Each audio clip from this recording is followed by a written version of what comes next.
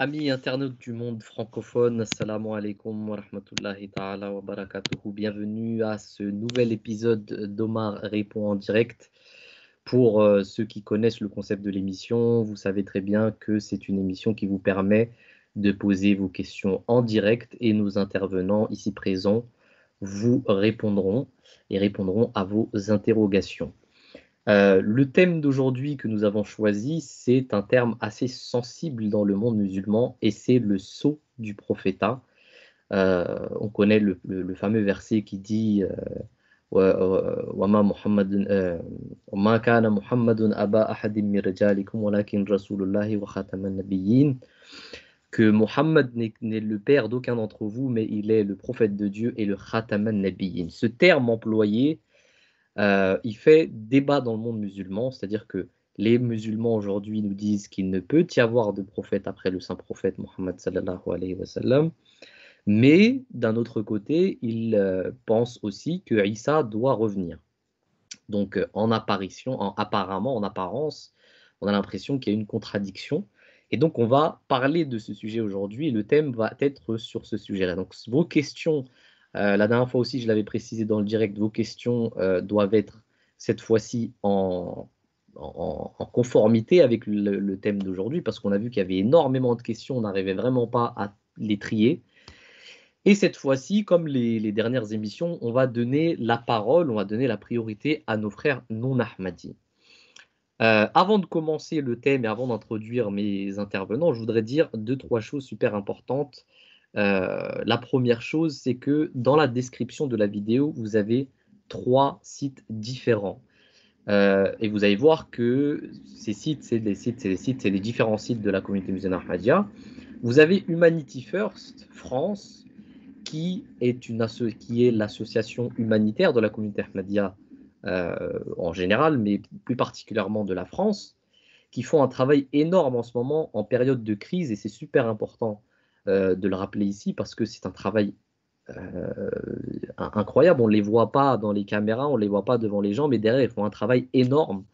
En période de crise, notamment avec les SDF, on sait qu'ils vont distribuer à manger parce que c'est un peu compliqué aussi pour eux. Donc, c'est un travail vraiment énorme. Donc, en cette période de crise, tous les Ahmadis ou tous les musulmans en général, si vous voulez faire des dons, vous avez la possibilité de le faire sur le site internet humanityfirst.fr si je ne me trompe pas. Le lien, il est en dessous dans la description. À part ça, on a aussi la Revue des religions qui est un magazine de la communauté musulmane Ahmadiyya et qui en ce moment publie des articles très intéressants. Donc vous pouvez aller voir aussi la Revue des religions qui est dans la description de la vidéo. Vous avez également le site internet islam-ahmadiyya.org si vous voulez vraiment des informations sur la communauté musulmane Ahmadiyya. À part ça, il y a un nouveau projet qui a eu lieu il n'y a pas longtemps de ça, c'est le débat. C'est un projet qu'on a commencé avec Monsieur Omar sur sa chaîne. Donc la chaîne, allez la suivre aussi, vous l'avez dans la description, c'est la chaîne de Monsieur Omar Ahmed. Et dans ce débat, on a eu la dernière fois, par exemple, un athée, et on a parlé aussi de l'existence de Dieu avec cet athée. Voilà. Donc, ceci étant dit, nos intervenants, M. Omar Ahmed, que vous connaissez très bien, prédicateur de la communauté musulmane Ahmadiyya, il est aussi assistant coordinateur pour MTA français, donc les studios francophones à l'échelle internationale pour la MTA. Nous avons aussi M. Saïd Adioui, qui est le secrétaire de la prédication de la communauté musulmane Ahmadiyya des Yvelines. Et nous avons aussi Ataoul Habib Saheb, qui est un missionnaire du Burkina Faso et qui lui aussi d'ailleurs produit des vidéos sur sa chaîne YouTube qui s'appelle La Lumière, si je ne me trompe pas, qui sont très intéressantes. Donc allez aussi suivre Mourabi Saheb. J'ai oublié de rappeler une autre chose aussi, c'est que la communauté musulmane Ahmadiyya de France organise aussi très souvent des conférences qui sont faites en ligne en ce moment. Donc si vous voulez aller regarder ces conférences en ligne, vous pouvez aller sur la chaîne de la communauté musulmane Ahmadiyya de France qui s'appelle Association musulmane Ahmadiyya de France. Vous pouvez aller les suivre sur YouTube et c'est très intéressant d'ailleurs. Je vous incite tous à y aller. Donc pour commencer, la dernière fois, nous avions évoqué, donc il y a une question la dernière fois qui nous a été posée et M. Omar avait dit qu'il allait la préparer et qu'il reviendrait dans la prochaine émission. C'est une question de Eric Cohen qui nous avait demandé des précisions par rapport à une parole, un hadith du saint prophète Mohammed sallallahu alayhi wa sallam qui concernait Jésus et qui disait que Jésus, quand il allait venir, il allait vivre pendant 45 ans. Monsieur Omar, je vous laisse la parole. Quelle est votre réponse par rapport à ça? Jazakumullah, mon Rabbi Saheb, et assalamu alaikum wa rahmatullah à tous les internautes et tous les frères qui nous suivent, qui nous regardent en ce moment. Et oui, comme promis, par rapport à la question qui avait été soulevée concernant ce hadith, parce que bon, encore une fois, on est toujours dans cette volonté d'interpréter littéralement les informations qui nous ont été communiquées par le saint prophète de l'islam, Mohammed sallallahu alayhi wa sallam, alors que même si l'interprétation littérale n'est pas à rejeter systématiquement, comme dans le cas d'ailleurs qui nous occupe, ce n'est pas de cette manière qu'on peut faire justice au hadith concernant cette question-là, en particulier de la fin des temps. Et donc là, aujourd'hui, je vais essayer de vous donner l'interprétation qu'on donne justement à cette prophétie. Ben déjà, tout d'abord, si on s'en tient à une interprétation littérale de toutes les informations qu'il y a à l'intérieur, ça veut dire que Messie, alayhi salatu salam, quand il viendra, personne ne pourra l'accepter. Pourquoi? Parce que dans le même hadith où on dit qu'il vivra, il vivra pendant 45 ans, eh bien, on nous dit aussi qu'à la fin, il sera enterré dans la même tombe que le saint prophète Muhammad et qu'il ressuscitera de cette même tombe le jour de la résurrection de la tombe en fait qui est à Médine entre Omar et Abu Bakr Siddiq. Donc déjà, on nous dit aussi qu'il doit se marier, ce Messie. Maintenant, il faut se rappeler qu'on reste dans une interprétation littérale. Ça veut dire qu'il doit descendre physiquement, et ça veut dire que s'il s'agit bien de cet homme-là, il aurait donc 2000 et quelques ans. Donc ce serait un vieil homme, un vieillard. Or, le Saint-Coran nous dit que tout homme dont les années sont prolongées ne peut pas éviter la dégénérescence, la décrépitude.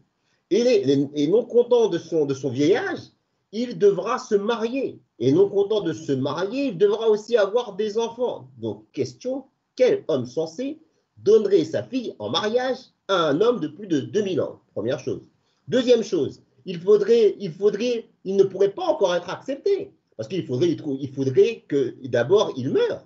Et qu'il meure et qu'ensuite on accepte, alors qu'il n'a aucun suivant avec lui, qu'on accepte qu'il soit enterré à Médine entre Omar et Abu Bakr Siddiq. Il est reconnu de personne. Et on va permettre à cet homme-là de venir et de, ouvrir la tombe du saint prophète Mohammed. Quel musulman accepterait une chose pareille? Aucun musulman l'accepterait. Donc là, on est bien embêté puisque littéralement, ça nous fait arriver à des conclusions qui sont complètement absurdes. Maintenant, si on s'en tient aux chiffres qu'on nous renvoie à la figure en nous disant oui, il doit rester 45 ans, il faut qu'il règne pendant 7 ans, eh bien même par rapport à ça, il faut savoir que le Messie premier, Hazrat Mirza Ghulam Ahmad, a reçu sa première révélation en 1868. Et il a été nommé Nabi, prophète par Allah, en 1901 et il est mort en 1908. Donc vous faites le calcul. Après avoir reçu sa révélation, c'est là que ça commence. C'est quand il reçoit la révélation de la part d'Allah, que sa mission, elle commence. Eh bien, il a fait justement il a régné pendant, donc il a régné pendant 40 ans.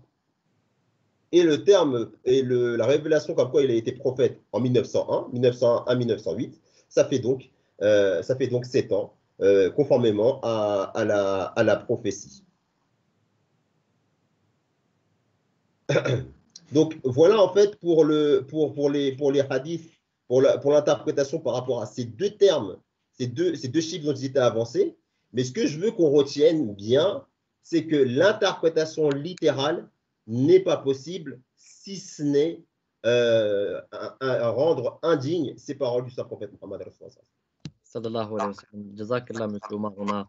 des personnes qui nous saluent. On a à peu près 63 visionnages à l'heure actuelle. On a Kadiri Ahmed qui nous dit Assalamu alaikum, bon ramadan à tous les musulmans. Jazakallah, merci beaucoup. Action 314 qui nous a fait part de ses réflexions. On a Amfan Anli qui nous dit Assalamu alaikum. Alim Zeraraya, Assalamu alaikum.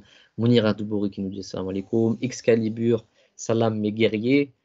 Jazakallah, ça fait vraiment plaisir. Merci à toutes ces personnes. On a aussi Oumad Joya qui est un missionnaire de Mayotte et qui d'ailleurs fait un travail remarquable à Mayotte. Jazakallah, merci beaucoup, Mrabi Saheb, de nous rejoindre.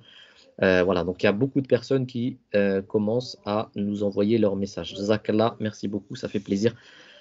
J'aimerais quand même rappeler aux gens, partagez l'émission, c'est super important parmi vos amis non ahmadis. C'est super important, surtout à propos du sujet d'aujourd'hui, parce qu'on a eu un commentaire, par exemple, de Action 314 qui nous dit Salam les frères, je me permets de vous adresser un conseil à propos du sujet.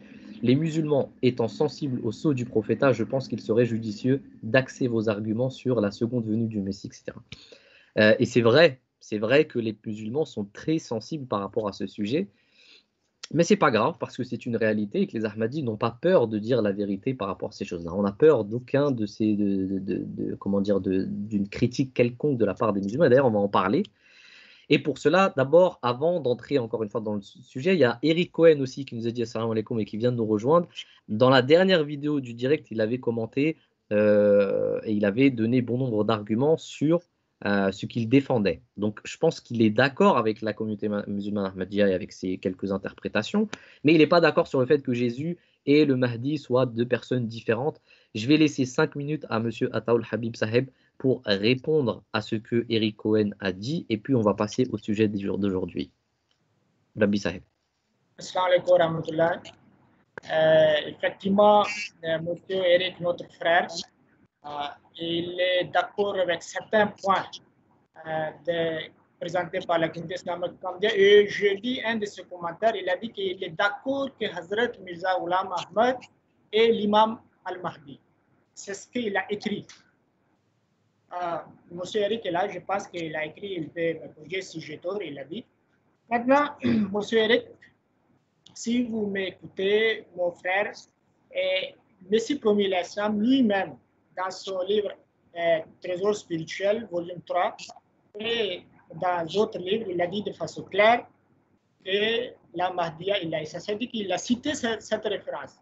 La manière qu'on est en train de vous, depuis 3 épisodes derniers, on est en train de vous dire. Donc, si vous le croyez en tant qu'imam Mahdi, acceptez ce qu'il est en train de dire, c'est ça. Ça, c'est, comme a dit, une réponse à ce commentaire. Et il avait cité un hadith d'Abu Daoud, Sunan Abi Daoud, Kitab al-Mahdi, à propos de Mahdi. Il dit que, et je pense qu'il concentre sur le fait que Mahdi doit être physiquement de la descendance du Saint-Prophète. C'est ça qu'il était en train de appuyer, qu'il est obligé d'être de la descendance physique du Saint-Prophète. En effet, le hadith, ça c'est Al-Mahdi Mini. Le mot de hadith c'est Al-Mahdi Mini, Ajl al-Jabba, Akna al-Anf, Yamla al-Arda Kistan wa Adla, Kama Muliyat Jawram wa Zulma, Yamliku Saba Sinin. Donc je vais répondre à ça, mais il faut comprendre que où est la descendance du Saint-Prophète. Il faut nous montrer où se trouve la descendance du Saint-Prophète. Il n'a qu'à nous montrer. Dieu dit dans le Saint-Coran, ça, c'est d'ailleurs même le thème de notre thème d'aujourd'hui. Je pense qu'on va traiter, au fil du temps, on va traiter. Le Coran est en train de dire qu'il n'a pas la descendance. Vous dites qu'il sera de la descendance. Et certainement, il a eu des enfants de la part de sa fille. Ça, c'est la descendance de sa fille, on peut dire. Mais là aussi, il y a, comme on dit, il y a beaucoup de divergences. Et le hadith qu'il a cité, le hadith se termine Jamliko Sabasenin. Mahdi va gouverner 7 ans. C'est ce qu'il a cité. Mais 8e année, qu'est-ce qu'il va faire? 8e année, il n'y aura pas le gouvernement, ou bien il y aura le coup d'État de la part de Jésus. Parce que Jésus est aussi là. Qu'est-ce que Jésus va... Vous voyez ce qu'ils disent? Ils disent que Jésus est l'Islam, Isa est l'Islam, il descendra à la prière de Fajr. D'abord, c'est la nuit. Qui le verra? Et tout le monde est en train de dormir. Beaucoup de gens ne prient pas. La prière de Fajr surtout, ils ratent. Mais supposons qu'il est venu. Justement, dès qu'il descend, il va commencer la prière. Et dès qu'il va arriver à la mosquée Mahdi, Al-Mahdi, Amir, il lui dira Takaddam, tafaddal. Voilà, tu nous diriges. Il dit non, non, ça c'est Fadlakum. Ça c'est vous, vous êtes imam, vous dirigez. C'est écrit comme ça. Mais lorsqu'il descendra du ciel, il n'a pas suivi une cour de coranique, d'où il a appris la prière, qui a montré comment il faut prier, comment il faut poser les, comment dit les surah Fatiha, As-Salat al-Nabi ou bien les autres prières, d'où il a appris. On n'a pas mentionné qu'il va venir suivre les cours. Donc cela montre de façon claire, il faut comprendre le sens même des hadiths. Si on rentre, on va prendre les mots des hadiths littéralement, on va perdre. Donc, comme je dis que le mot au début dit Al-Mahdi Mini. Mini veut dire qu'il sera mon fils spirituel. Il sera de moi, de ma communauté, de ma famille spirituelle. Comme il a dit, pour Hazrat Salman Al-Farsi, il a dit Salman Minna Ahlal Baïté. Il n'était pas de la famille du Saint-Prophète, mais il a dit Minna, il est de moi. Et il est de ma famille même. Mais nous connaissons également qu'il y avait le fils de Hazrat Noé al-Islam. Il était de la famille même, mais Dieu dit qu'il n'est pas de ta famille. Donc voilà ce que je vais vous dire. Exactement. Voilà, en bref, on peut beaucoup discuter sur ça. Inch'Allah, on va revenir. Pour le moment, à vous la parole. Inch'Allah, on va revenir. Jazakallah, merci beaucoup, Mrabi Sahib. C'est vrai que si on reprend l'interprétation littéraliste des musulmans aujourd'hui, eh ben, il y a énormément de contradictions. Comme vous venez de l'apprendre, comme vous venez de le dire, il y a énormément de contradictions qu'il va falloir éclaircir. Alors, on a des commentaires. Hassan Marina qui nous dit Salam alaikum, merci pour l'invitation. Merci d'être avec nous, Hassan, ça fait vraiment plaisir. Zafar Kalon qui nous dit Salam alaikum. Abdurrahman Diallo qui nous dit Salam alaikum. Je voulais préciser aux téléspectateurs, aux internautes, commencez à poser vos questions. Il n'y a pas de souci, on va essayer de les prendre petit à petit. Alors, on avait une question au début. Et d'ailleurs, je voulais poser cette question à M. Saïd Saheb, mais il a bien fait de nous la poser, Kadiri Ahmed Saheb. Ça va marquer le début de l'émission, c'est-à-dire conformément au thème qu'on a choisi aujourd'hui. Et Kadiri Ahmed, il nous dit, pourriez-vous nous expliquer le terme Khatam an-Nabiyyin? Voilà, ça c'est important. Et avant d'expliquer ce terme-là, je voudrais aussi demander à M. Saïd, quelle est la raison pour laquelle les musulmans aujourd'hui croient que le saint prophète Mohammed sallallahu alayhi wa sallam est le dernier des prophètes? Est-ce que c'est vrai? Quelle est l'histoire? Est-ce qu'il y a une historique? Qu'est-ce que les savants musulmans ont dit par rapport à ça? Je vous laisse la parole, Saïd Hadiwi Saheb. Assalamu alaikum wa rahmatullahi wa barakatuhu à tous les internautes et hommes et femmes, à tous les frères et sœurs. Cette question elle est vraiment très très importante parce qu'effectivement on voit qu'il y a une crispation concernant le terme Khatam Nabiyyin et cette croyance à un point tel que beaucoup maintenant de savants malheureusement taxent les musulmans ahmadis ou ceux qui s'aventureraient à expliquer différemment le terme Khatam Nabiyyin purement et simplement d'infidèles. Or ce qu'il faut savoir et qui est très important, et j'invite les frères et les sœurs musulmanes ou non, mais surtout musulmanes, parce que ça nous intéresse tous en tant que croyants, à revisiter un petit peu l'histoire depuis le décès et la révélation du Coran jusqu'à nos jours, et ils se rendront compte que effectivement le concept du mot Khatam Nabiyyin a évolué et n'a pas été toujours dans un seul sens. Alors pour résumer, parce que c'est extrêmement vaste comme période de l'histoire, on ne va pas s'y attarder plus que nécessaire, mais en guise de résumé, on pourrait dire qu'il y a eu avant un certain moment une variété de sens différents du mot Khatam Nabiyyin et surtout du terme Khatam qui était utilisé non seulement dans la poésie arabe anté-islamique pendant l'avènement de l'islam et même après, qui ont évolué pour venir à un certain moment de l'histoire se figer définitivement comme voulant uniquement et exclusivement vouloir dire dernier. Or, c'est exactement pour cette raison que nous n'arrivons pas, et vous l'avez rappelé tout à l'heure pour un autre concept, l'arrivée du Messie, mais nous n'arrivons pas à concilier les contradictions qui sont précisées dans les hadiths et dans le Coran, parce que précisément nous avons perdu ces sens. Or, si on veut être très concret, nous allons d'abord nous intéresser à ce que disent les lexiques coraniques qui, eux, vont donner un aperçu de ce que veut dire le mot khatam. Vous en avez deux, je ne vais pas en prendre des 10 000, il y en a deux. Il y a le mufrad de l'imam Gharib et le lisan al-arab, qui sont deux grands lexiques très connus. Et dans le mufradat, vous avez un rapport pour expliquer comment nous devons aborder la question du mot khatam nabiyyin, parce que la question, elle est là. Le mot khatam nabiyyin, il est associé, selon le mufradat, au mot tabi', c'est-à-dire taba. En arabe, taba, ça veut dire impression, tamponner. Donc, si on a fait le rapport, ce n'est pas anodin. Il y a deux sens à retenir du mot khatam. Et Omar Sab a dit une chose intéressante, il y a le côté littéral et figuratif. Vous avez un côté, une signification primaire qui est une signification de l'infinitif qui j'ai scellé. Ça veut dire j'ai scellé, j'ai estampillé, j'ai tamponné. Et ça veut dire qu'on a d'abord le premier sens d'impression sur quelque chose, une chose sur une autre. Et le deuxième sens primaire, donc littéral, c'est l'impression. Le mot khatam veut dire aussi l'impression qui est le tampon en lui-même.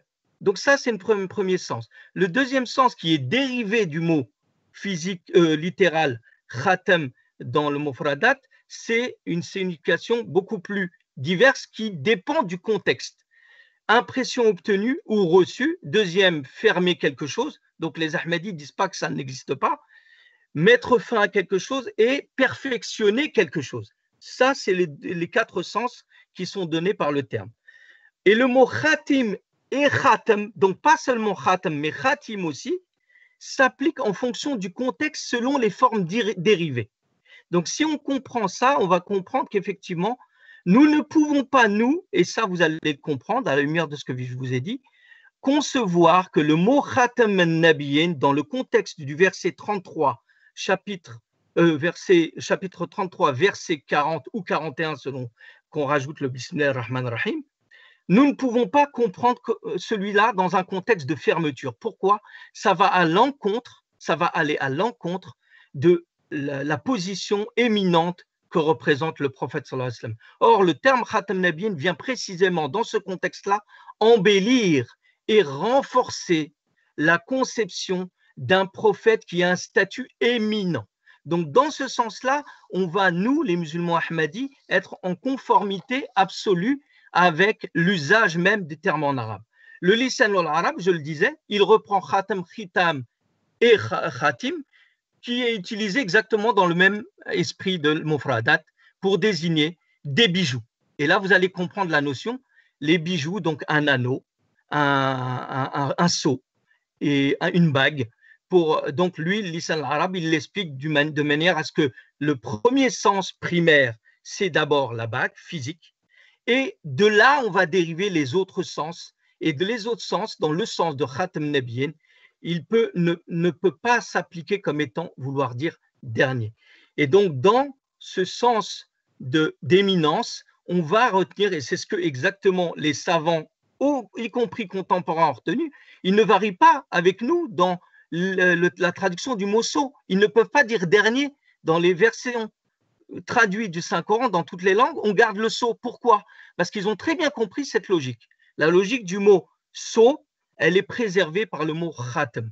Et donc, le sens dernier ne peut pas s'appliquer dans le contexte du chapitre 33, verset 40 ou 41, et il ne fait pas ressortir la beauté du prophète sallallahu alayhi wa sallam. En aucun cas, il ne rend hommage à la dignité des éloges que nous pouvons faire du saint prophète sallallahu alayhi wa sallam. Et là, on pourra l'expliquer parce que c'est un peu long, je voulais aussi apporter peut-être cette précision. Il y a un auteur qui est connu, Abu Hamid al-Ghazali, rahimahullah alayh, qui souvent les musulmans ahmadis sont taxés d'infidèles à cause de cette croyance. Mais il y a un livre que l'imam Abu Hamid al-Ghazali a écrit qui s'appelle Al-Iqtisad fi al-i'tiqad, qui veut dire la modération dans la croyance. Et dans cette parole, il dit une chose qui est extrêmement importante.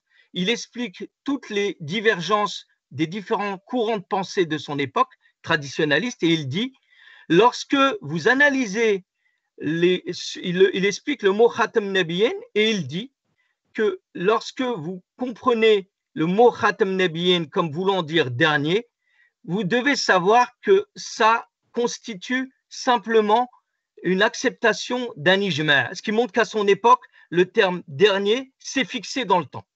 Donc, à son époque, comme il s'est fixé dans le temps, on doit comprendre une chose.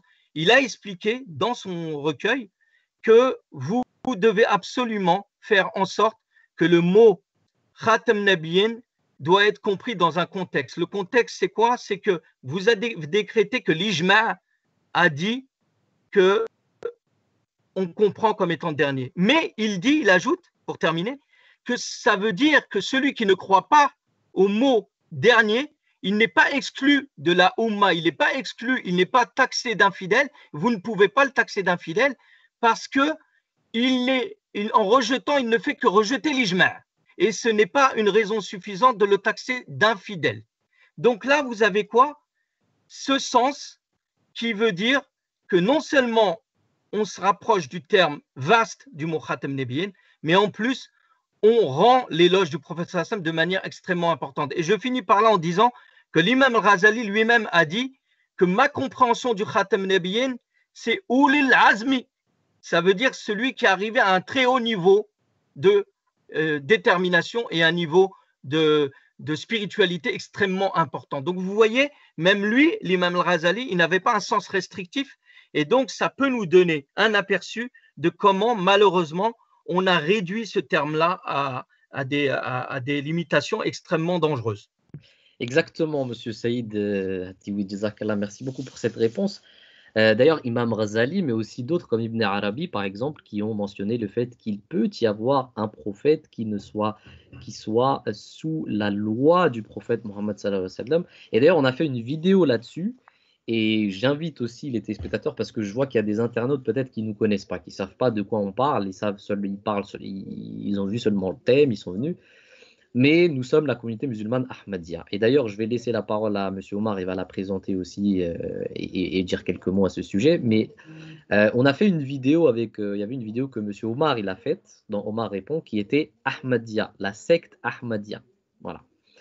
C'est pas vraiment une secte, hein, mais c'était seulement le titre, il était là pour être accrocheur, pour vraiment que les gens voient ce que ça voulait. Ça répondait à un imam sur YouTube qui s'appelait Michael Froment, si je ne me trompe pas, et qui nous avait taxé de secte, de kafir, parce qu'on croyait qu'il y avait un prophète après le saint prophète Mohammed. On a répondu à ces allégations, à ces objections dans une vidéo qui s'appelle La secte Ahmadiyya. Je vous invite tous à aller la regarder, elle est sur notre compte YouTube MTA français.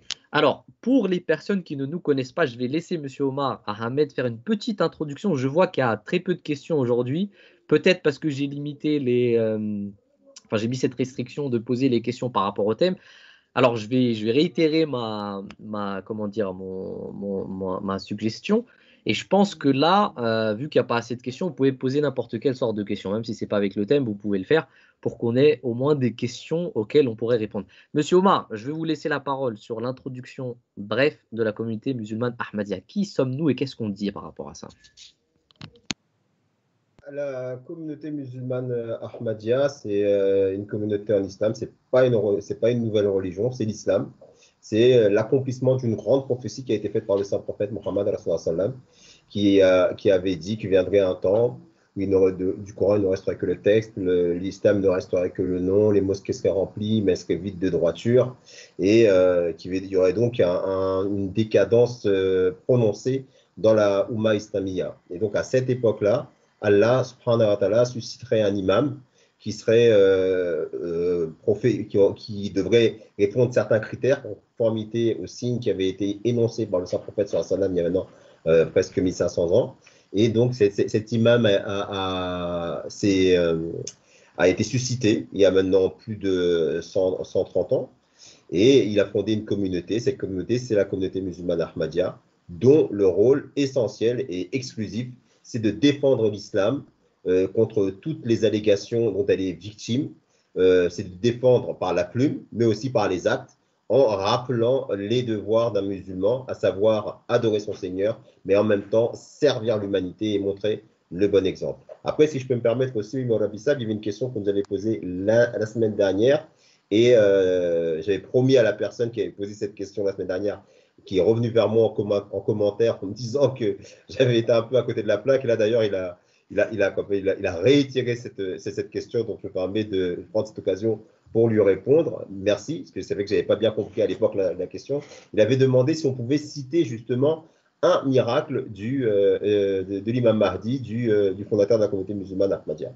Parce qu'en même temps, ça va permettre de compléter cette question que vous m'avez posée. Parce que la communauté musulmane Ahmadiyya, elle revendique que l'imam Mahdi, qui a été prophétisé par le saint prophète Muhammad est apparu en notre ère. Parce que le saint prophète il avait dit que l'islam, il resterait, les meilleurs, ce seraient les trois siècles après lui, et que pendant 1000 ans, il y aurait une décadence. Et donc, en fonction de ce hadith, tous les savants étaient d'accord pour dire que le 14e siècle de l'Hégire correspondrait à l'avènement de l'imam Mahdi. Le 14e siècle de l'Hégire, c'était à la fin du 19e siècle, début 20e siècle, et c'est à cette époque-là, à l'est de Damas, en Inde, qu'un imam qui s'appelle Hazrat Mirza Ghulam Ahmad, alayhi salam, a fait sa revendication et il a fondé cette communauté. Et nous le considérons comme l'imam Mahdi et Messie premier Islam, dont l'avènement a été prédit par le saint prophète de l'islam, sallallahu alayhi wa sallam. Ensuite, par rapport justement à la question du frère, par rapport au miracle qu'il a apporté, il y a un hadith dans lequel le saint prophète sallallahu alayhi wa sallam nous dit que l'imam Mahdi sera transformé en une seule nuit. Et on sait que le Messie promis, l'imam Mahdi, a été souvent victime de sarcasme, de critiques, de moqueries même. Comme c'est un Punjabi, il est né en Inde, c'est donc un Indien. Ses opposants lui objectaient qu'il ne parlait pas l'arabe, qu'il n'était pas un arabophone et encore moins un arabisant. Et donc, comment un imam qui se considère l'imam Mahdi peut revendiquer cette haute station spirituelle alors qu'il ne connaît même pas la langue de l'islam, la langue du prophète de Dieu, Mohammed Rasulullah sallallahu alayhi wa sallam. Eh bien, l'imam Mahdi, après des suppliques auprès d'Allah, a reçu de la part d'Allah 40 000 racines de la langue arabe. Maintenant, il est facile de faire une telle revendication. Vous pourriez m'objecter et me dire, voilà, vous dites qu'il a reçu 40 000 racines de la langue arabe, mais qu'est-ce qui nous prouve qu'effectivement il a reçu ce signe, ce miracle? Eh bien, premièrement, c'est qu'il n'a fait aucune université arabe connue de l'époque. Il a toujours vécu en Inde. Il n'est jamais sorti du sous-continent. Il a eu une éducation très basique au niveau de la langue arabe. Et après avoir reçu justement ces 40 000 racines, il a ensuite lancé un défi dans tout le monde musulman pour venir concourir avec lui sur des livres écrits en arabe, sur des sujets donnés. Et il a écrit, je crois, si je ne me trompe pas, 10 ou 15 livres ou 20 livres en arabe, avec un niveau d'arabe tel que personne jusqu'à aujourd'hui n'a relevé ce défi. Et tout le monde est d'accord pour reconnaître que l'arabe qui a été utilisé est d'un niveau vraiment troublant. Par exemple, à ce sujet-là, il y avait un arabe, justement, de l'époque du Messie premier, alayhi salam, qui avait été frappé et qui avait été interpellé par la dextérité qui avait été démontrée par le Messie premier, alayhi salam. Et il a fait le voyage depuis l'Arabie jusqu'en Inde. Et là, quand il est arrivé à Qadian, il a rencontré le premier disciple du Messie premier, alayhi salam, qui s'appelait Hazrat Maulvi Nuruddin, radiyallahu ta'ala anhu. Et il s'est enquis avec lui et il lui a dit, mais Maulvi Sahab, je ne comprends pas. Lorsque je corresponds avec l'imam Mahdi par courrier, son niveau d'arabe, il est très basique. Mais lorsque je lis ses livres en arabe, je vois une telle différence que je me mets à douter et je me dis que je crois que ce n'est pas lui qui a écrit ses livres. Même certains disaient que Maulvi Nuruddin, qui était lui un grand arabisant, était un savant connu. Certains objectaient, disaient oui, c'est lui qui a écrit les livres à sa place. Eh bien, ce compagnon du Messie, cet arabe, en fait, ce frère arabe qui est devenu ensuite un compagnon du Messie premier, eh bien, il était là pendant le jour de l'Aïd el-Kabir. Et pendant l'Aïd el-Kabir, le Messie premier, alayhi salatu wassalam, a reçu ce qu'on appelle le sermon révélé, qui est connu maintenant sous le nom de Khutba il-Hamiyya. Et en direct, il a entendu de la propre bouche du Messie premier, un sermon révélé par Allah, en arabe sur l'Aïd el-Kabir. Et le livre, il est encore aujourd'hui disponible et tout le monde peut vérifier le niveau d'arabe qui a été utilisé par une personne née au Punjab, ayant vécu au Punjab, mort au Punjab. Ce signe est un des grands miracles dont l'imam Mahdi a été pourvu par la grâce d'Allah. Et si le frère justement qui a posé la question connaît la langue arabe, je l'invite à aller lire ces livres-là ou demander à des arabophones ou des arabisants qu'il connaît d'aller vérifier mes dires en ayant accès à cette littérature. En tout cas, merci d'avoir posé cette question. J'espère que là, j'ai pu répondre un peu plus précisément à ce que vous m'avez demandé. Jazakumullah khairan. Jazakallah, monsieur Omar. Je pense que vous avez bien répondu à la question. Je vais vous demander d'activer votre microphone parce qu'il y a des échos. Et là, on va passer directement aux questions parce qu'il y en a. Au moment où j'ai dit qu'on n'était pas obligé de poser des questions sur le thème, j'ai reçu énormément de questions. Je suis en train de les lire et c'est intéressant. C'est des questions très intéressantes. On a une question qui nous a été posée par Zigendo Neje, qui d'ailleurs pose souvent des questions dans nos directs. Je pense que sa question, elle a été répondue, mais je vais quand même la poser à Taoul Habib Sab parce que c'est lui qui avait répondu premièrement. C'était sur Mirza Ghulam Ahmad. Et il demande, j'ai posé une question, comment peut-on savoir que Mirza Ghulam Ahmad est le descendant du prophète sallallahu alayhi wa sallam? Cette question, je vais la poser à Taoul Habib Sab parce qu'il avait répondu avant cela. Habib Sab, je vous laisse la parole. Je pense que j'ai déjà répondu dans ma première intervention. Je dis quel est le sens de la descendance. À ce moment-là, j'ai attiré son attention qu'il s'agit d'une famille spirituelle. Mais à part cela, il y a un aspect physique aussi qui se réalise à la personne du Hazrat Mirza Ghulam al-Islam parce qu'il dit de façon claire que ses grands-mères, certains de ses grands-mères étaient de la famille de Sayyida Sayyid, c'est-à-dire de la famille du Saint-Prophète sallam, qui est issu de Hazrat Fatima. Donc voilà, de cette manière, voilà, il est de la descendance du Saint-Prophète sallam. Donc, comme je viens de vous expliquer, le vrai sens du mot, comme a dit, que veut dire de la descendance. Mais si vous me permettez, parce que je veux juste ajouter sur le mot Khatamun Nabi. Je vais juste faire un petit commentaire. Monsieur Saïd Saab a bien expliqué, c'est très clair. En effet, locution Khatamun Nabiyyin, le nom Khatam, si c'est suivi du complément au génitif, complément ici c'est An-Nabiyyin. Donc si c'est Al-Murakkab al-Izafi, si c'est suivi du complément au génitif qui lui est annexé à ce moment-là et que l'usage est fait pour à la Sabilil Mad, à la Maqamil Mad, c'est pour expliquer la grandeur. Et ça, c'est Muzafiles et la Jamil Qala. C'est-à-dire que si ça réfère vers un groupe de gens, donc à ce moment-là, ça donne toujours le sens du meilleur. Jamais le sens du dernier. Jamais. Maintenant, c'est à mon frère, non Amdi, d'apporter un exemple avec ces conditions-là.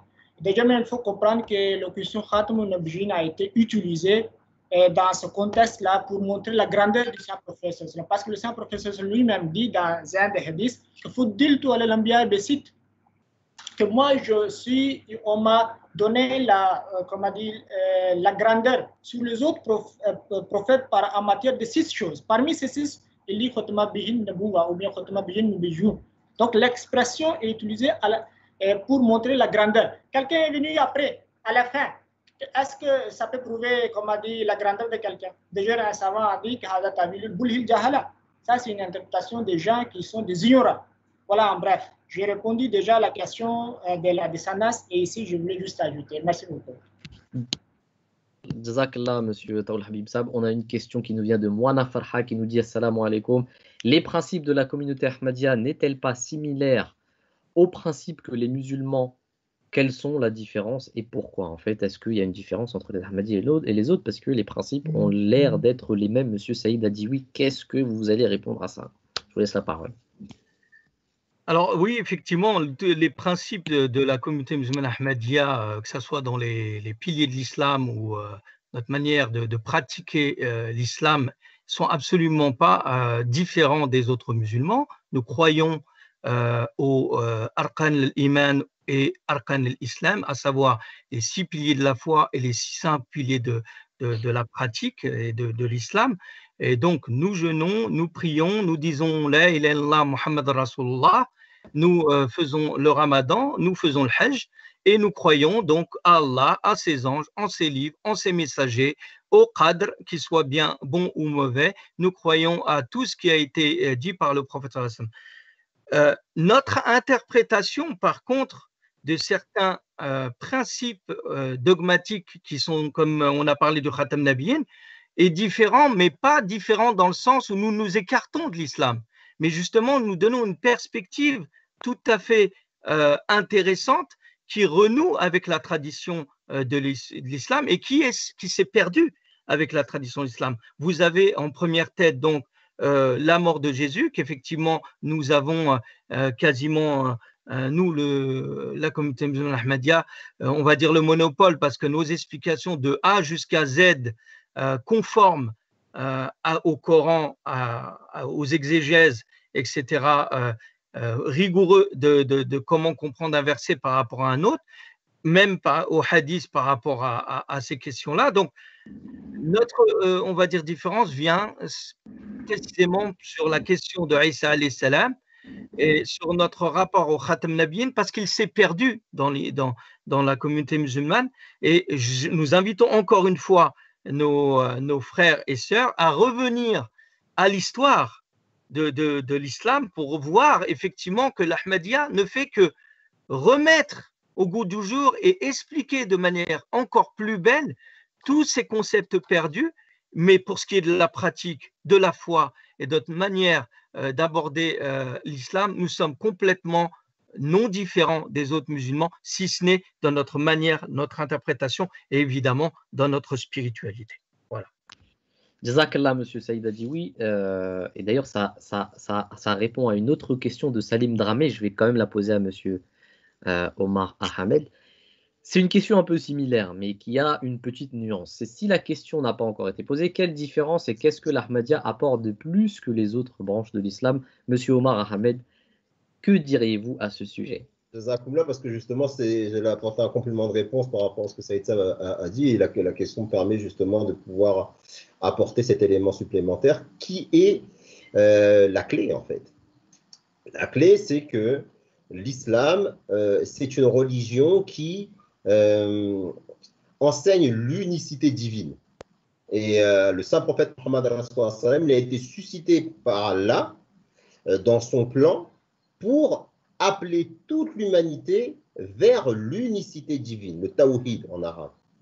Et malheureusement, les musulmans, après avoir été incapables de préserver la ni'ma, le cadeau qu'Allah leur avait donné sous la forme d'un khalifa, puisque 3 califes ont été assassinés, il faut le rappeler, hein, qu'ils ont été martyrisés malheureusement, eh bien, cette grâce qui faisait cette marque, cette caractéristique qui faisait la différence entre l'islam et les autres religions, cette unité qui caractérisait justement l'ensemble de la Oumma, c'est pour ça qu'on appelait ça une Oumma, parce qu'il y avait une fraternité, une indivisibilité, une unité entre les frères.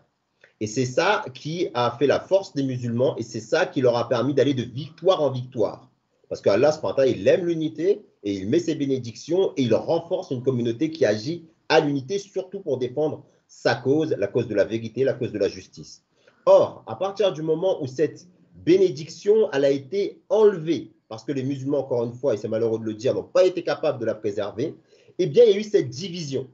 Même le saint prophète Muhammad, à son époque, comme il avait été déjà informé par Allah que viendrait un temps où les musulmans seraient tellement divisés, il avait demandé à Allah de l'unité, que cette division ne se passe pas.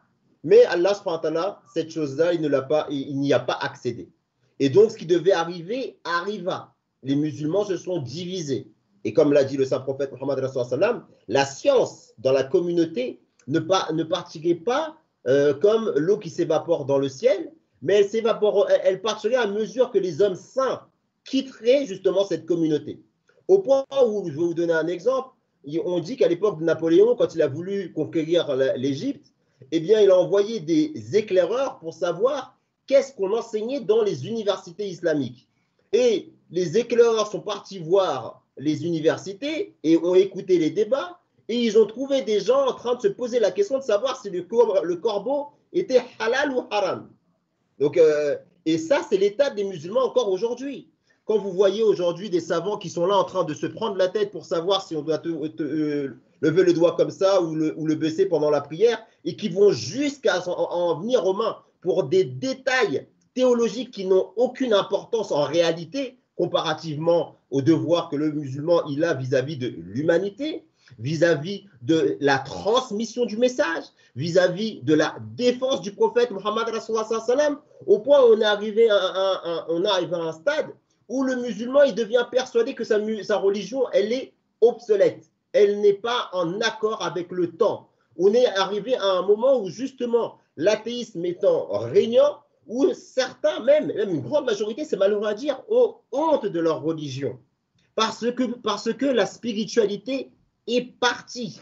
Et cette spiritualité, elle était liée justement à l'unicité divine, à l'unité que le saint prophète sallam était venu apporter. La Jamaat qu'il avait créée, justement, a éclaté. Et l'Ahmadiyya, conformément aux prophéties du saint prophète Muhammad sallam, elle est venue rétablir cette unité. Comment? En rétablissant le khilafat ala minhaj nabuwat, pour que tous les enseignements islamiques, pour que tous les principes islamiques, dont tous les musulmans croient et qu'ils chérissent, mais qu'ils n'arrivent pas à mettre en pratique, eh bien, on puisse les mettre en pratique. Parce que nous avons un guide nommé par Allah, un guide en conformité avec les prophéties du saint prophète Muhammad sallam, et qui met en pratique cet enseignement coranique qui dit « Vous êtes la meilleure des communautés parce que vous interdisez le mal et vous ordonnez le bien et vous croyez en Allah. » Donc, l'islam, ce n'est pas une religion théorique, c'est une religion pratique. L'Ahmadiyya, dans sa pratique, qu'est-ce qu'elle fait? Elle construit des mosquées, elle construit des hôpitaux. Attention, mais elle construit des hôpitaux pas seulement pour les musulmans. Même au Guatemala, où il y a très peu de musulmans, mais parce qu'il y a des pauvres, on a construit des hôpitaux pour venir en aide justement aux populations les plus défavorisées, conformément au hadith du saint prophète sallallahu alayhi wa sallam qui dit que si vous voulez me trouver, trouvez-moi parmi les maskines, parmi les pauvres. Ça, c'est une application de la sunna de Rasulullah sallallahu alayhi wa sallam. Sunna, c'est pas seulement, c'est pas s'habiller avec le turban et mettre des pantalons sautés. La sunna, c'est de suivre le service que rendait le saint prophète sallallahu alayhi wa sallam à l'humanité au niveau communautaire pour montrer une image flamboyante de l'islam et pas par ostentation, mais en disant, comme l'a dit le calife, et je reprends encore l'exemple du Guatemala, lorsqu'il est venu et qu'il a donné justement cet hôpital, qu'est-ce qu'il a dit le calife? Il a dit, nous ne recherchons aucun remerciement, nous ne recherchons aucune reconnaissance. Si nous construisons cet hôpital et si nous venons en aide aux pauvres, c'est uniquement parce que c'est ce que notre religion nous enseigne. L'Ahmadiyya revendique être le véritable islam, pas par ostentation, mais c'est parce que c'est des signes qui se sont vérifiés à l'époque et c'était le besoin du moment. Voilà la différence qu'il y a entre la communauté musulmane Ahmadiyya, la communauté de l'imam Mahdi et les autres musulmans. Jazakallah, monsieur Omar. D'ailleurs, cette personne qui avait posé cette question, elle nous dit, mais que ce soit les musulmans Ahmadis, ils ne suivent, que ce soit les musulmans ou Ahmadis, ils ne suivent que le Coran et la Sunna. Pourquoi tant de différences et de divergences alors que les deux communautés ont un même but et enseignement? Vous avez répondu à la question, mais ce qu'il faut savoir aussi, c'est que c'était une prophétie du saint prophète Muhammad sallallahu alayhi wa sallam. Il avait prophétisé le fait qu'il y aura dans sa communauté des branches, c'est-à-dire qu'il y aura plusieurs branches, il y en aura 73 d'ailleurs, il avait mentionné, et que la seule qui sera la bonne sera celle qui suivra moi et ma sunna.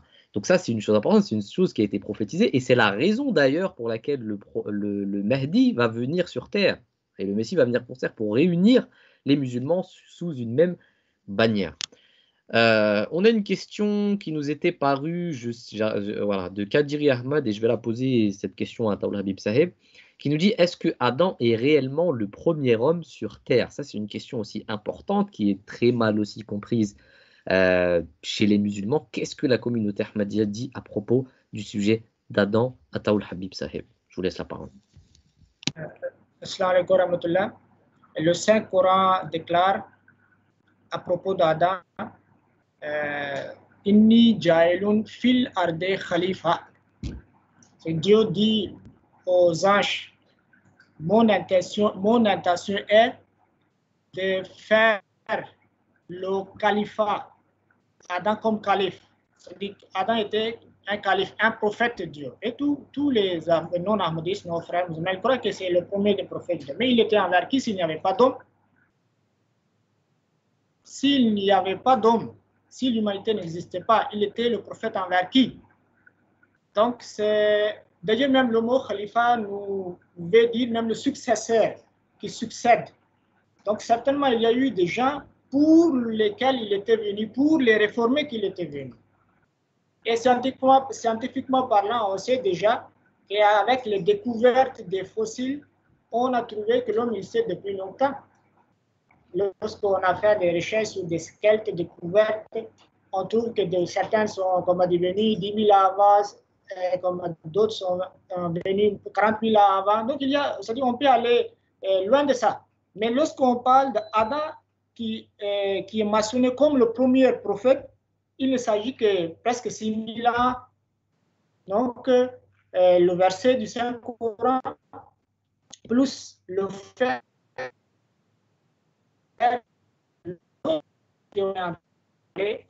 il n'était pas seul là, ce n'était pas le premier homme. Il y avait l'humanité qui existait.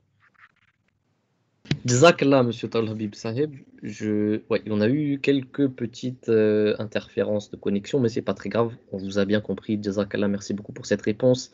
Alors, on a des questions qui sont vraiment intéressantes. J'ai reçu une question en anonyme que je poserai après la question que je poserai à monsieur Saïd. C'est sur la détermination du ramadan. Ça, c'est super important parce que c'est vrai que la communauté musulmane ahmadiyya, elle célèbre, enfin, elle débute le ramadan. Des fois, c'est un jour après les musulmans en général en France. Pourquoi est-ce qu'il y a cette différence? Pourquoi est-ce qu'on commence un jour après? Qu'est-ce qu'on dit par rapport à la détermination du mois du ramadan? Et vu que le ramadan va commencer samedi chez nous, chez Ahmadi, quelle est la raison pour laquelle on détermine différemment le début du ramadan? Monsieur Saïd a dit oui, je vous laisse répondre à ce sujet. On a déjà répondu à cette question lors d'un précédent live concernant les critères pour lesquels nous devons nous arrêter pour définir le début et la fin du mois de Ramadan. Et pour être bref, en fait, on a deux critères, les critères qui sont établis par le saint prophète Mohammed sallallahu alayhi wa sallam, à savoir Somo li ruyatihi wa aftiru li ruyatihi, à savoir vous devez jeûner à la vision, et la vision en arabe, ce n'est pas le calcul. Et là, je vais revenir peut-être sur cette notion de calcul pour dire qu'elles ne sont pas en contradiction, mais elles viennent appuyer cela.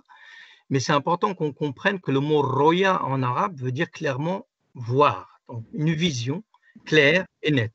Donc là, il y a une chose qui est un critère qui est extrêmement important à ne jamais négliger. Or, ce critère, il est déjà faussé malheureusement pour la plupart des institutions et pays musulmans qui ne se basent pas sur ces critères. Ça, c'est une première chose, en particulier en France, où on est dans une logique plus de suivre des intérêts politiques et des influences venues d'Arabie Saoudite ou d'ailleurs, plutôt que respecter le critère en question. Deuxième chose, il y a effectivement la science qui ne doit pas s'éloigner de la pratique et de la loi, on va dire, relative, la loi religieuse. Donc, comment concilier les deux? Eh bien, c'est clair, chaque année, nous l'avons dit, nous faisons appel à un institut qui s'appelle l'Institut de mécanique céleste et des éphémérides en France, qui consciencieusement on leur donne uniquement nos critères. Nos critères, c'est de leur dire, voilà, nous avons un critère qui a été établi par le fondateur de l'islam, qui est, nous voulons savoir quand est-ce que le premier croissant de lune va être visible. Or, maintenant, moi, j'ai eu même un document aujourd'hui par un frère qui m'a donné le fait que malheureusement, ils vont commencer demain avec un critère de nouvelle lune et non de vision. Et donc, nous soumettons ça à l'Institut de mécanique céleste, et l'Institut de mécanique céleste nous fait des calculs en fonction du degré d'élévation et d'élongation de la Lune par rapport à la Terre, etc. Et ils nous disent que selon les critères réunis, le premier croissant de Lune ne pourra être visible à l'œil nu que à tel ou tel moment. Et là, à ce moment-là, ce qu'on fait, nous, c'est simplement, en bout de course, confirmer, si on peut le voir avec la possibilité, des possibilités atmosphériques, confirmer de visu que les calculs, effectivement, nous montrent que le premier croissant de Lune, si les conditions atmosphériques le permettent, peut être vu. Ce qui est le cas d'ailleurs dans certains endroits de la France ou même ailleurs, où on peut voir. Et je veux finir par ça, aussi, par une petite chose, c'est qu'il faut bien comprendre que toutes ces polémiques-là viennent aussi du fait que les gens ont cette mauvaise conception qu'il faut absolument, et c'est complètement absurde, il faut absolument commencer en même temps dans le monde entier. Mais ça, c'est de la folie. On ne peut pas imaginer en fait les critères respectés par le prophète sallallahu alayhi wa sallam de la même manière. Je vais citer juste un hadith que je n'avais pas cité la dernière fois, où un compagnon du prophète sallallahu alayhi wa sallam était venu de Syrie alors qu'il avait déjà commencé à jeûner et a demandé au prophète sallallahu alayhi wa sallam ou à des compagnons que voilà, quand est-ce que vous avez commencé? Et lui, il a dit, bah, nous, on commence le lendemain. Et il dit, mais nous, on a déjà commencé. Lorsqu'ils se sont enquéris auprès du prophète sallallahu alayhi wa sallam, il a dit, il a eu raison de faire cela parce que c'est selon leurs critères à eux. Donc, c'est selon les critères de visibilité qui ont été attestés et confirmés par le compagnon en question. Donc, nous, aujourd'hui, on est en conformité avec ça. On peut dire de manière claire et sans ambiguïté et sans doute, avec des preuves précises, que lorsque les musulmans ahmadis disent que le premier croissant de lune sera visible à tel moment et à tel endroit, et la lune, c'est quelque chose d'extrêmement précis comme calcul et comme phase, elle a des phases très précises, eh bien, la science nous donne raison et le visuel nous donne raison. Donc, pour des considérations politiques et des considérations de divergence entre les différentes écoles, malheureusement, les musulmans, dans leur ensemble, suivent des savants qui les induisent en erreur. Exactement, Jazakallah, monsieur Saïd a dit oui, c'était très clair. D'ailleurs, il y a un hadith très connu du Saint-Prophète qui dit « Li kulli baladin ru'yatihi » Chaque ville a sa propre vision de la Lune. Elle se base sur sa propre vision de la Lune. Il n'a même pas parlé de pays, il a parlé de ville, parce qu'il se peut aussi qu'il y ait des différences par rapport aux villes. Donc ça, c'est important. Et d'ailleurs, on a répondu, comme vous l'avez dit, à cette question dans de précédents lives. Je vous invite aux personnes qui ont des doutes par rapport à cette question d'aller voir le live précédent. Il y a aussi un programme qu'on avait fait spécialement, une émission qu'on avait fait qui s'appelait Al-Hakika, qui avait répondu à cette question de la détermination du Ramadan. Je vous invite aussi à la regarder, elle est sur notre chaîne. On va passer à la prochaine question. Alors, il y a une question qui nous est venue en anonyme, monsieur Omar Ahmed, et qui n'est pas dans le chat, et qui nous dit « Je voudrais savoir comment on peut expliquer l'existence de Dieu à un non-croyant qui refuse catégoriquement de reconnaître Dieu. Car selon lui, si Dieu existerait, pourquoi infligerait-il des souffrances aux habitants de la terre? En particulier, pourquoi ferait-il souffrir des enfants innocents d'afflictions telles que les maladies graves, innées ou acquises? » Je vous pose cette question, monsieur Omar, j'espère que vous l'avez bien comprise, parce que récemment aussi, on a eu un débat sur l'existence de Dieu dans le débat sur votre chaîne. Donc voilà, je vous pose cette question, monsieur Omar, je vous laisse la parole.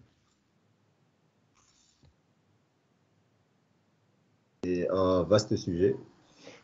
Après, je vais essayer de répondre sous l'angle à partir duquel la question a été posée.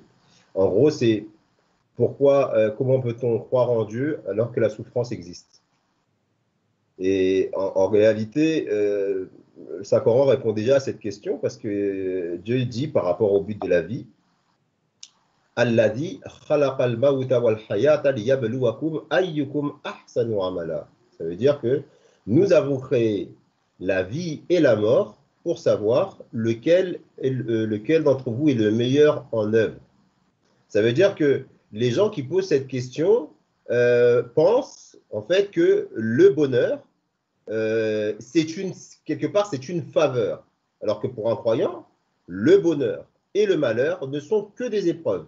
Le but de la vie n'est pas justement de boire, manger, dormir et tout s'arrête là et il n'y a plus rien derrière. Justement, quand on a une croyance comme ça, la vie ne vaut pas la peine d'être vécue, ou quand elle est vécue en se disant qu'il faut profiter un maximum de manière à ce que justement on n'a rien à regretter parce qu'après, il n'y aura plus rien.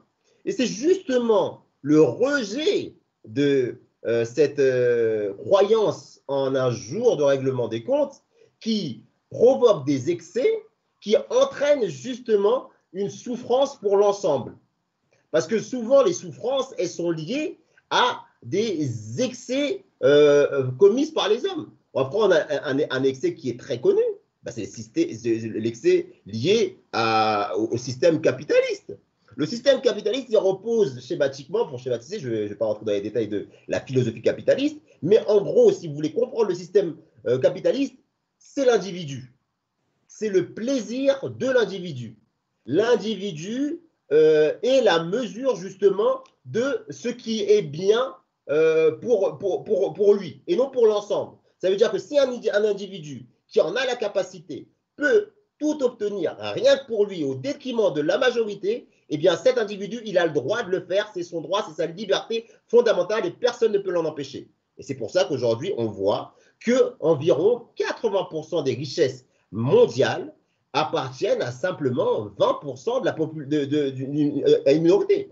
Je ne vais pas vous dire de bêtises dans le pourcentage, mais il y a un très faible pourcentage de milliardaires qui concentrent vers eux les richesses qui sont censées bénéficier à la majorité, et la majorité en pâtit. Maintenant, regardez, on prend l'exemple de ce qui se passe actuellement dans le cadre de cette pandémie du Covid-19 et le confinement qui en résulte. On le voit bien. On voit que cette logique justement capitaliste a conduit à des aberrations comme celle de réduire des lits d'hôpitaux. Et là, aujourd'hui, on est en train de prolonger le confinement parce que justement, on a peur de ne pas pouvoir être suffisamment prêt, suffisamment préparé, avoir suffisamment de logistique nécessaire pour accueillir tous ceux qui seraient justement souffrants, qui seraient malades. Donc là, on a un exemple que cette souffrance, elle n'est pas liée à une force extérieure, elle est le résultat des actions de certains hommes. Et en plus, en partant du principe que l'homme, il est libre de faire ce qu'il veut, et que Allah subhanahu wa ta'ala, ou Dieu, ou cette puissance, comme vous pouvez l'appeler, quelles que soient les religions, il dit justement qu'il y a ce principe de la récompense et de la punition, en disant, vous êtes libre de faire ce que vous voulez, mais le mal que vous obtiendrez, et là je reviens sur l'islam, eh bien, il est de votre propre fait, il n'est pas de mon fait. Parce qu'en islam, le mal n'est pas le mal absolu, le mal est le contraire du bien. C'est comme il y a la nuit parce que le soleil est caché. Et quand le soleil, réapparaît, c'est le contraire de la lumière. Donc c'est de cette manière-là qu'il faut comprendre les choses. Je dirais plutôt que le fait de croire en Dieu donne une explication à ces incompréhensions, à ces injustices qu'il y a dans la vie. Le fait de ne pas croire en Dieu est le résultat de toutes ces injustices dont il est question. Puisque Allah, dans sa sagesse, a placé l'homme comme, on en parlait tout à l'heure, comme un khalif, comme un représentant, comme un garant de tenir justement cette justice, cette mesure, cet équilibre, qui sent justement la croyance en un être suprême, un créateur bienveillant, eh bien on ne peut pas la maintenir. Jazakallah, monsieur Omar. C'est vrai que s'il n'y aurait pas de souffrance, il n'y aurait pas de bonheur non plus. Exactement, voilà. C'est super important à le dire. Monsieur Ataoul Habib Sam, une question qui nous est parue je ne me rappelle plus de la personne, je crois que c'était Eric Cohen qui nous disait pourquoi la Jamaat Ahmadiyya s'est divisée en deux après la mort de l'imam Mahdi Mirza Ghulam Ahmad. Ataoul Habib Sam, je vous laisse la parole.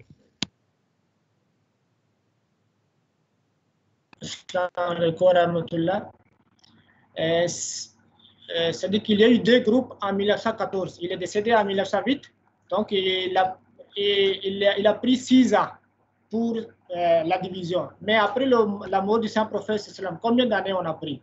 C'est juste après le décès du Saint-Prophète, il y a milliers de personnes des Arabes qui ont abandonné l'islam, ils ont renoncé à l'islam.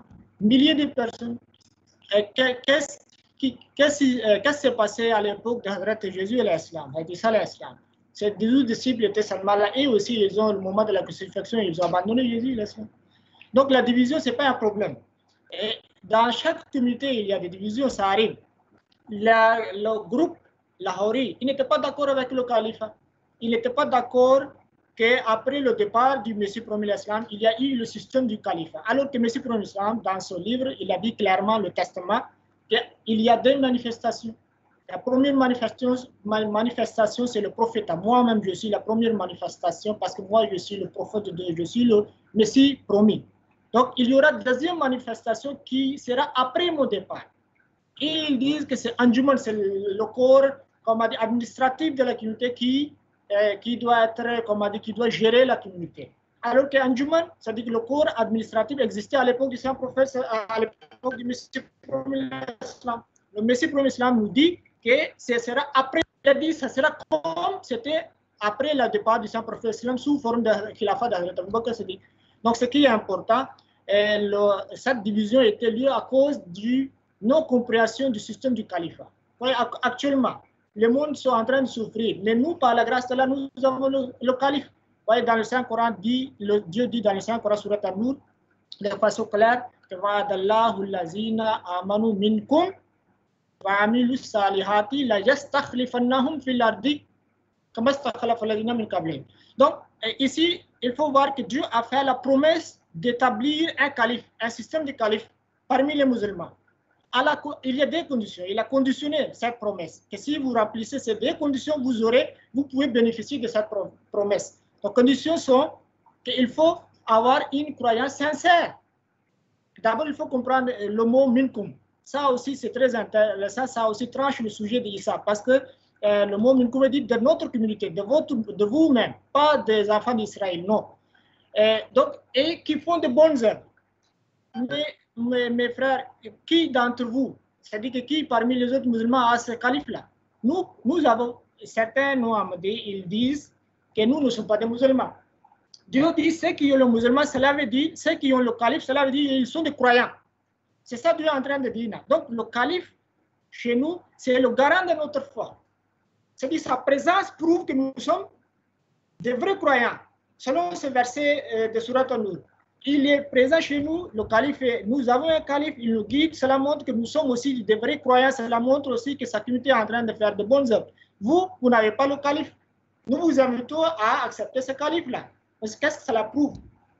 Moi, je ne peux pas dire que vous dites que les Ahmadiyya, c'est-à-dire que certains amis, certains gens pensent que l'Ahmadiyya n'est pas musulman, alors que selon ce verset, l'Ahmadiyya est musulman. Donc, pour vous dire simplement que système du califat est très important pour l'unité de la communauté. Vous ne pouvez pas faire la prière en jama, la prière en congrégation sans un imam. Comment vous pouvez gérer, comme on a dit, une grande communauté sans un imam?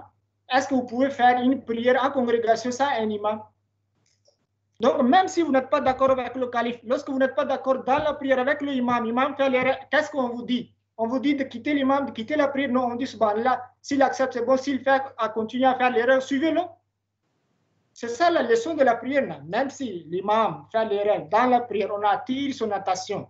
Que celui plus subhanallah, il y a l'erreur. Mais s'il n'a pas compris, s'il n'a pas accepté, quels sont les enseignements islamiques? Il faut toujours le suivre. On n'a jamais dit qu'il faut quitter. Donc, le groupe qui a quitté l'Ahmadiyya, qui a fait la division, où sont-ils actuellement? Et voilà, nous sommes à travers cette chaîne YouTube, sous l'égide de notre calife, en train de propager le message de l'Ahmadiyya dans le monde entier, 4 coins. Donc voilà, c'est l'unité. Donc voilà, en bref. Merci beaucoup, Taoul Habib Sabzeh. D'ailleurs, c'est vrai que c'est une bonne réflexion à se faire, c'est-à-dire que si c'était vraiment un critère de véracité d'une communauté, c'est-à-dire la division, alors à l'époque du Saint-Prophète, après sa mort d'ailleurs, il y a eu une division. Donc si c'était vraiment un critère de véracité, on devrait se poser cette question. Alors on a une question de Junior Bob qui nous dit, il a posé une question intéressante, il a dit: bonsoir à tous, j'aimerais savoir si l'Ahmadiyya est régie par un système des textes pour son bon fonctionnement vu son envergure dans le monde. Saïd a dit oui. Est-ce que la communauté musulmane Ahmadiyya est régie par un système de texte? Saïd, ça va. Je vous laisse la parole.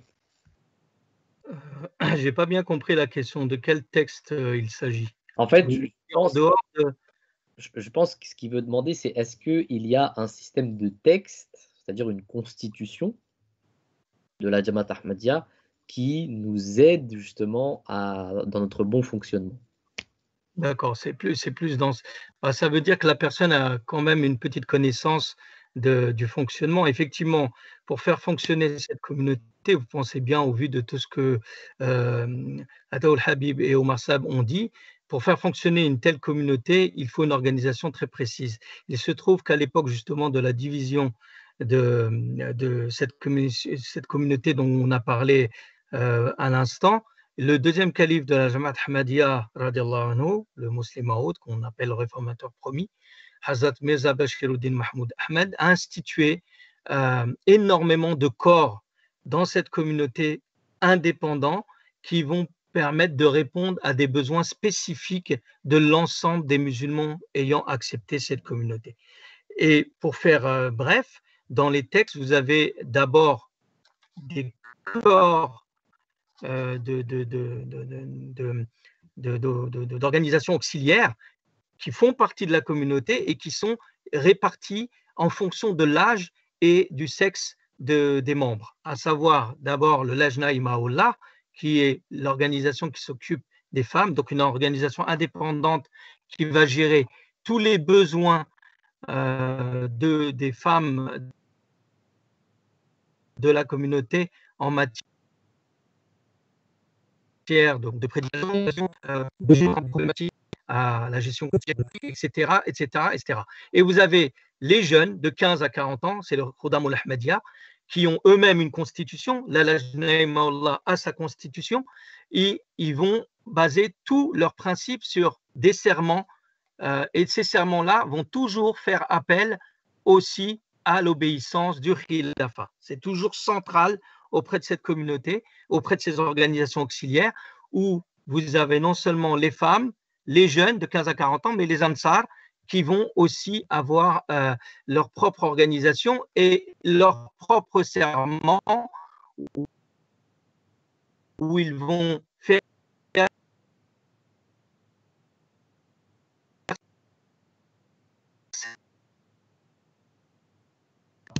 Monsieur serment. Saïd, je vais vous couper parce qu'on a des interférences, ça coupe des fois. Donc je pense que ouais, donc ça a coupé.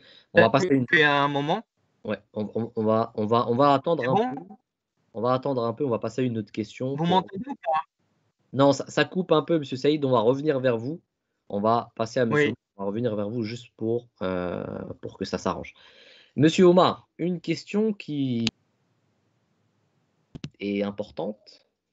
D'ailleurs, avant de revenir vers cette question-là, Monsieur Saïd il m'a rappelé une chose importante, c'est les Lajna Imal, l'organisation auxiliaire des femmes Ahmadi en France qui font un travail d'ailleurs énorme. Et j'avais reçu il n'y a pas longtemps une campagne qu'elles avaient mis en place par la secrétaire de prédication des femmes, qui est Aminata Touré, qui nous avait envoyé une campagne Twitter sur le Ramadan. Donc j'invite tous les Ahmadis à aller faire cette campagne sur Twitter, qui est une campagne Ramadan qui est très importante. Monsieur Omar, j'ai une question pour vous, et cette question elle est très importante. Et d'ailleurs, c'est une autre question aussi qui nous a été posée, mais dans un aspect un peu différent. Il y a Itinéraire Bis qui nous dit Assalamu alaikum, est-ce qu'il y a une injonction du saint prophète sallallahu alayhi wa sallam qui nous demande d'accepter l'imam de l'époque? Ça, c'est la première question. Et ça va rejoindre une autre question qu'une personne a demandé, qui nous a dit c'était sur, je pense que c'était sur Jésus. S'il est mort ou vivant, quelle est l'importance de ça en fait, en réalité? Et je pense que ça. Voilà, c'est un aspect un peu similaire avec cette question-là, c'est-à-dire que est-ce qu'il y a une injonction du saint prophète sallam qui nous demande d'accepter l'imam de l'époque? Monsieur Omar, je vous laisse répondre. Oui, ben, tout à fait. Il y a une injonction du saint prophète sallam. Après, je voulais, par souci de précision et d'exhaustivité, apporter juste une précision par rapport, un argument supplémentaire par rapport à la question qui a été posée sur l'existence de Dieu. Je voulais un argument qui est lié à la question qu'il avait posée, parce qu'il avait dit la souffrance des enfants qui naissent handicapés. Et donc j'ai expliqué que c'était par rapport aux hommes. La souffrance est liée aux hommes. Et bien là, j'ai un exemple illustrant par rapport à ça, et j'invite la personne à faire ses recherches là-dessus. Vous savez, aujourd'hui, et depuis plusieurs années maintenant, on utilise des conservateurs pour les aliments.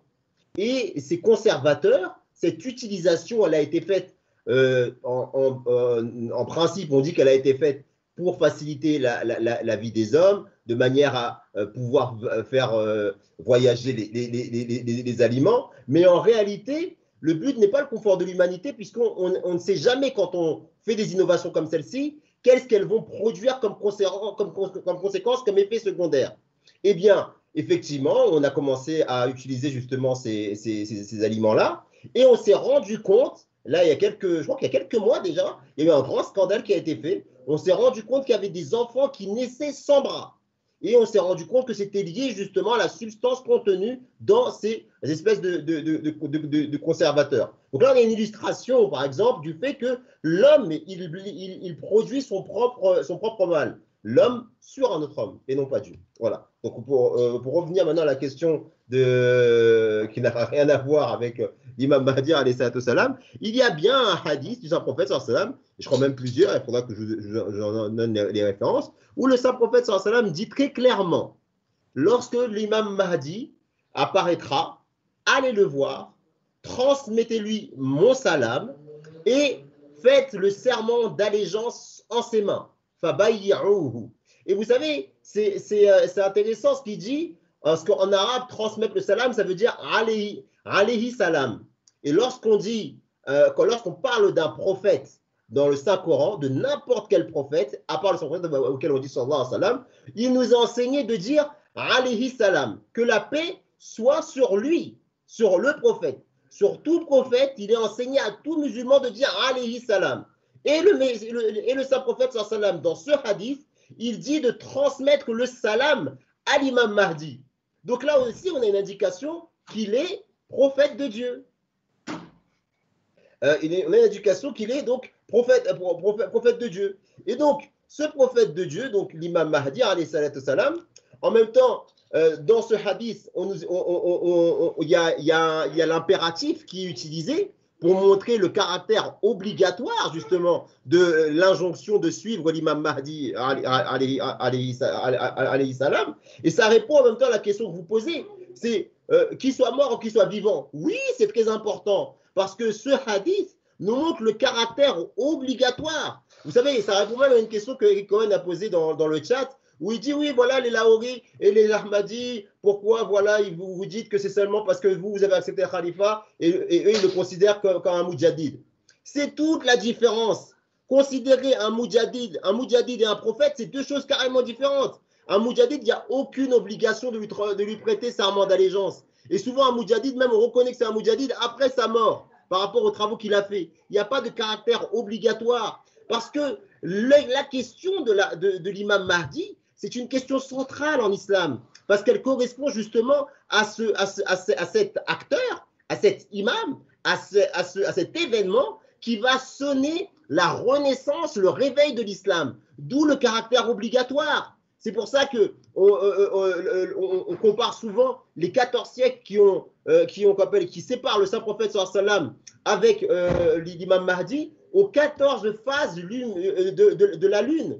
Parce que la lune, la pleine lune qui vient refléter le soleil de l'islam, le soleil de Muhammad sallallahu alayhi wa sallam, c'est l'imam Mahdi qui vient justement remettre en place la pratique de l'islam telle qu'elle était faite à l'époque du Saint-Prophète Muhammad sallallahu alayhi wa sallam. D'où son importance, d'où l'importance de ne pas se tromper, de savoir si effectivement c'est Jésus qui a 2000 ans qui doit venir, parce que même si c'est lui, ça doit être un prophète. Et si un prophète vient, il y a un caractère obligatoire de le suivre. Ou si c'est une personne, un imam, qui a le statut de prophète. Et comme nous l'avons démontré depuis tous les lives que l'on fait, cette croyance de croire en un homme physique qui a vécu il y a 2000 ans comme possible retour, c'est complètement absurde. Et c'est même une insulte au Saint-Prophète Muhammad sallallahu alayhi wa sallam, parce que si vous dites qu'un homme, en dehors du Saint-Prophète sallallahu alayhi wa sallam, qui est le Habibullah, qui est le Khatamul Anbiya, qui est Laulaka ma khalaqtu aflaka, ça veut dire Allah il n'aurait pas créé tout cela s'il n'avait pas créé Muhammad sallallahu alayhi wa sallam. Lui il lui a donné la vie et à Muhammad sallallahu alayhi wa sallam il est enterré mort à Médine. Ce n'est pas possible. Donc cette question là elle est centrale. Certes, le Messie premier islam n'est pas venu pour parler de la question de la mort de Jésus, ou Jésus il est vivant, ou Jésus il est mort. C'est parce que les gens ils insistent qu'on est en train de leur faire comprendre quelque chose qui est évident. Son rôle à lui c'est quoi? C'est rétablir la relation entre le créateur et la créature. et pour rétablir cette relation-là, pour démontrer l'existence de Dieu, pour démontrer l'importance de l'islam, il était nécessaire qu'un homme vienne, un imam, un mahdi, guidé par Allah, pour montrer comment on doit pratiquer l'islam et comment l'islam est un bienfait pour l'humanité. C'est pour ça que l'Ahmadiyya, elle est importante. C'est en cela qu'il y a la différence entre les autres musulmans. Parce que tout musulman croit aujourd'hui qu'il y aura la victoire de l'islam. Mais là où d'autres, malheureusement, la comprennent comme physique et qui pensent qu'on doit prendre les armes pour le faire, l'imam Mahdi, en conformité avec les prophéties qui ont été faites par le prophète, il abolira la guerre, il montrera les beautés de l'islam, il réunira toute l'humanité sous la bannière de l'islam et du Saint-Coran et de la sunna du Saint-Prophète Muhammad. C'est comme ça qu'il faut le comprendre. J'espère qu'Inch'Allah Ta'ala, ceux qui nous écoutent comprennent nos sentiments et le but de nos émissions. Je voulais juste rebondir, monsieur. Il nous reste quelques minutes et on va terminer parce que voilà, il est moins 10. Je vais vous demander de... Bon, c'est pas grave, je vais désactiver le micro, c'est bon. Il y a une dernière question qui est super importante. On a énormément de messages de personnes qui nous disent Jazakallah, merci beaucoup pour vos réponses, merci beaucoup pour cette émission, ça nous fait énormément plaisir, merci beaucoup à toutes les personnes. Juste pour rappel, abonnez-vous à la chaîne, partagez les vidéos de la chaîne. Vous pouvez nous suivre aussi sur Twitter, sur Facebook et sur Instagram aussi. C'est super important pour rester vraiment au jus de ce qu'on est en train de faire. Et dans la description, vous allez avoir aussi Humanity First France qui fait un énorme travail pour les SDF, surtout dans cette période de crise. Et en plus de ça, il y a le Ramadan qui commence. Donc, il faut vraiment contribuer financièrement pour aider ces personnes-là.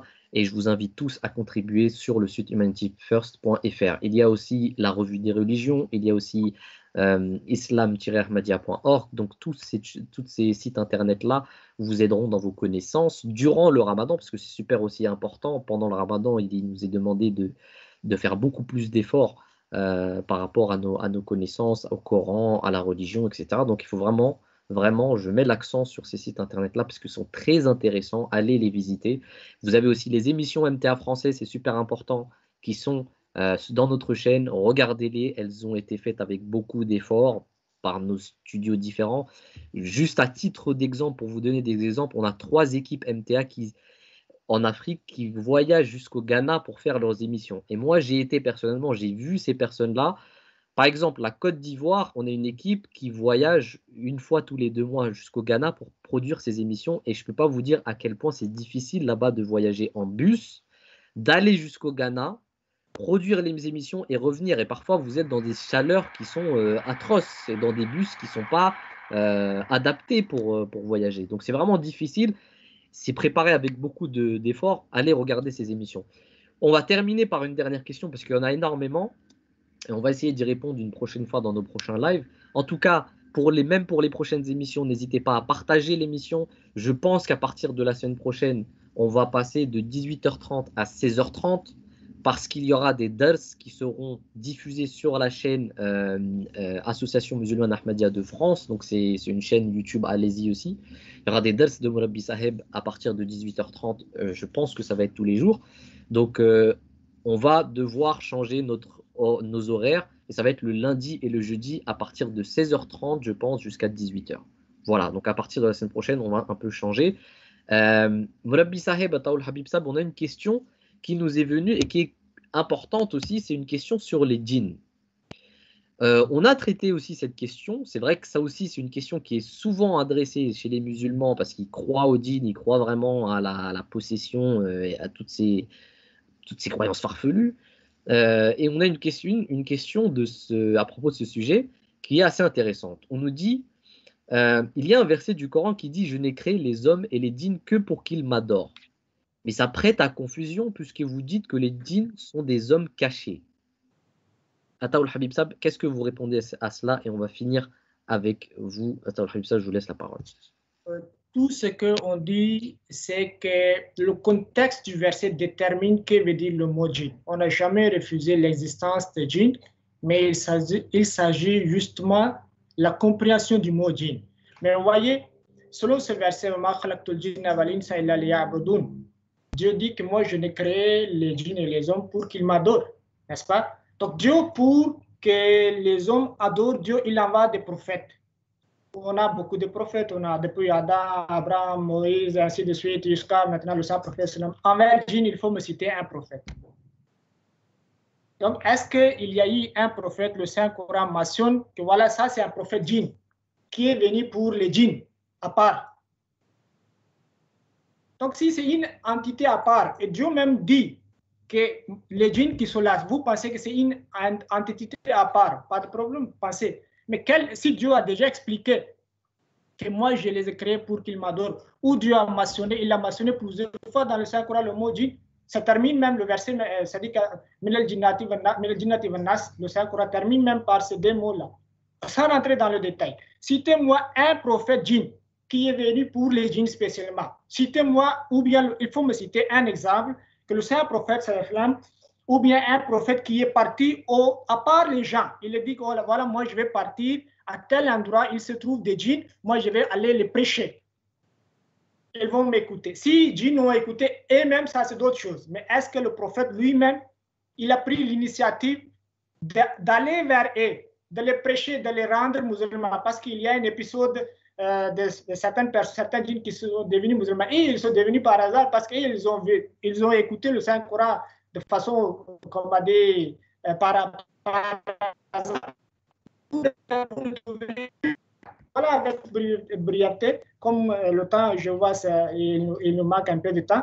Donc, je voulais juste dire que le contexte de chaque verset va nous déterminer.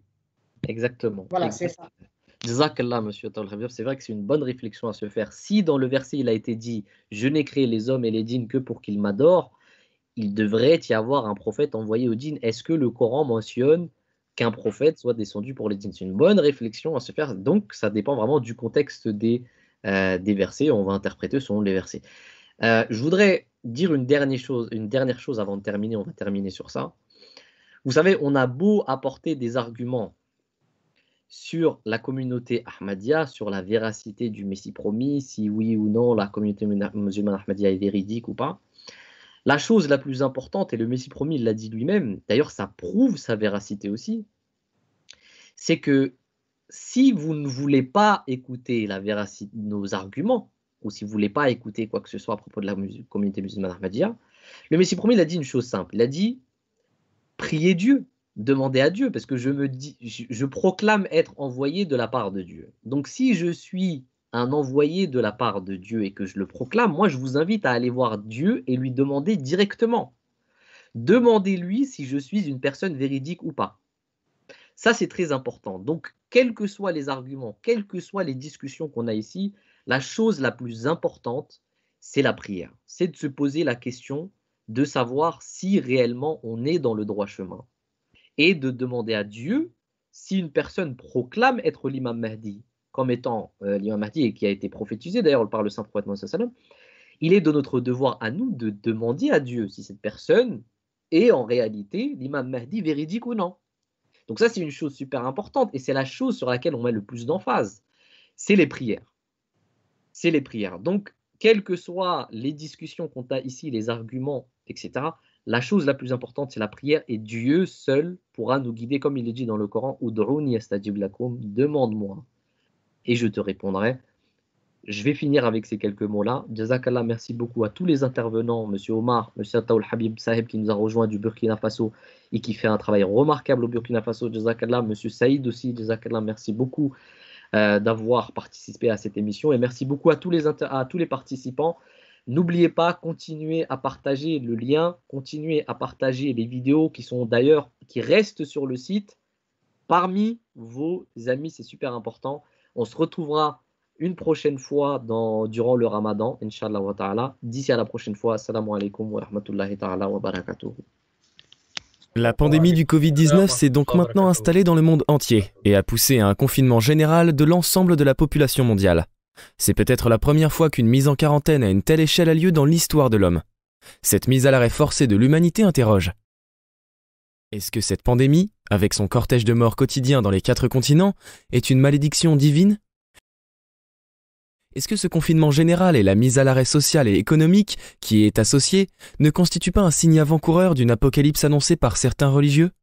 En vérité, la question du châtiment et de la récompense divine est quelque chose qui est très mal compris de nos jours, car elle n'est pas forcément liée aux phénomènes naturels qui ravagent par moments l'humanité. L'Apocalypse, contrairement aux idées reçues, n'annonce pas l'extinction physique de toute vie sur la Terre. La religion et l'islam en particulier a un message beaucoup plus optimiste et réaliste concernant cette fameuse question de la fin des temps, qui ressurgit à chaque fois qu'on est frappé par une calamité. Nous vous invitons à découvrir ces perles de sagesse morale et spirituelle à l'occasion de nos 2 lives hebdomadaires les lundis et jeudis, tout au long de cette période de confinement.